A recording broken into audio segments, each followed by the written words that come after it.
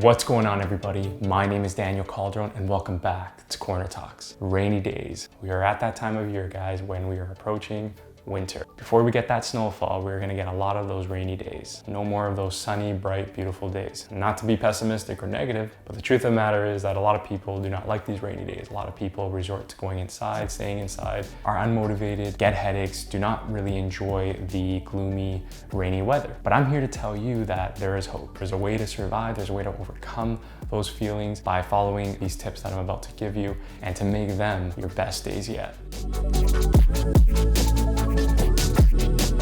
All right, so I know in these videos I seem to be advocating reading a lot to you guys, but it's only because I really believe it. Reading has allowed me during this pandemic, during rainy days, anytime I'm feeling low, to escape my reality, to really just channel my creativity, to explore my imagination, and really acquire new knowledge, new skill sets. I really believe that when people say to read, it can come across as intimidating or very dry, very boring, but that doesn't mean you have to read a novel. That doesn't mean you have to read an encyclopedia. When I say to read, I mean just read anything. I go from novels to graphic novels to articles on the internet, learning about new things, the pandemic, educating myself, anything that you find interesting.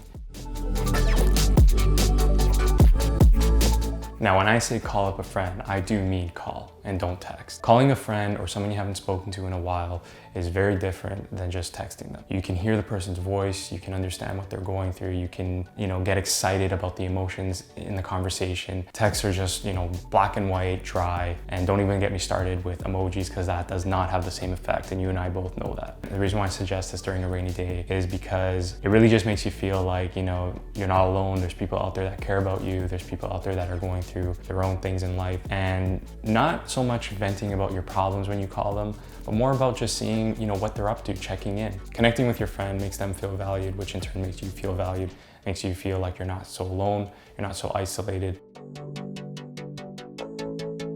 Now, I know this is a favorite amongst a lot of people, and it's definitely a favorite for me, and that is to just chill out and watch some Netflix. Netflix, or any streaming service that is, but Netflix in particular, really helps me to escape whatever I'm feeling in a different way. I just like watching documentaries, history dramas. I'm a big fan and I nerd out on all that kind of stuff. Watching some Netflix is a great way to just turn your brain off and just tune in to whatever you're watching. It could also be educational, by the way. You can also learn something while you're doing it. It doesn't always have to be mindless entertainment. Definitely check out The Social Dilemma. I watched that recently. It's showing how users, millennials, are suffering from social media generation, how they're attached to their devices, technologies, and how they're easily influenced. It's a really good documentary. I highly recommend it. So definitely check that one out. All in all, whether it's Netflix or another streaming service you prefer, sometimes you just gotta tune out and chill out to whatever movie or show is trending.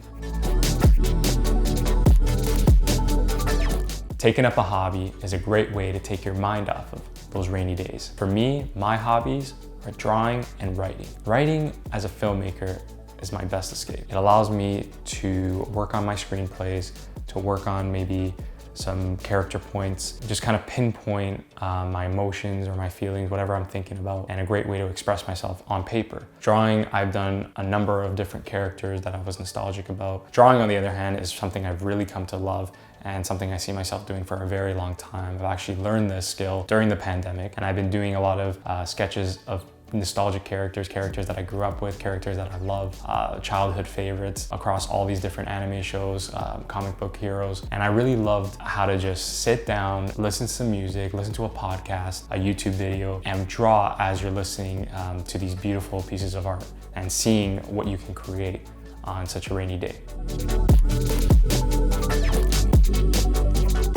I love food. I'm Italian. I love my pasta, I love my veal. I have a huge sweet tooth, I love my biscotti, all kinds of food, all kinds of cultures. I eat, I indulge. That's why I'm telling you that if you love food as much as me, instead of doing the writing, instead of doing the reading, instead of watching some Netflix, you gotta get up and do something.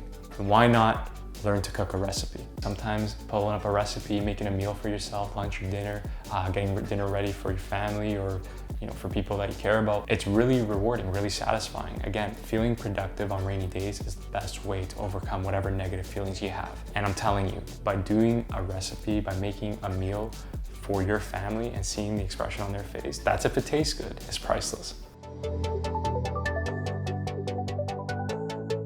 Thank you so much for joining me on another Corner Talks. I really hope this video has helped you. If you encounter feeling negative or feeling sad on a rainy day, these are great ways to overcome those feelings. These are a great way to feel better about yourself and become the best person you can be. If you agree or disagree to what I said, please leave your comments down below. I love to see what other people are feeling or thinking during a rainy day. If you enjoyed this video, please be sure to like and subscribe to my YouTube channel because I plan to be making more of these videos to help you, to help each other become the best versions of who we are. Take care.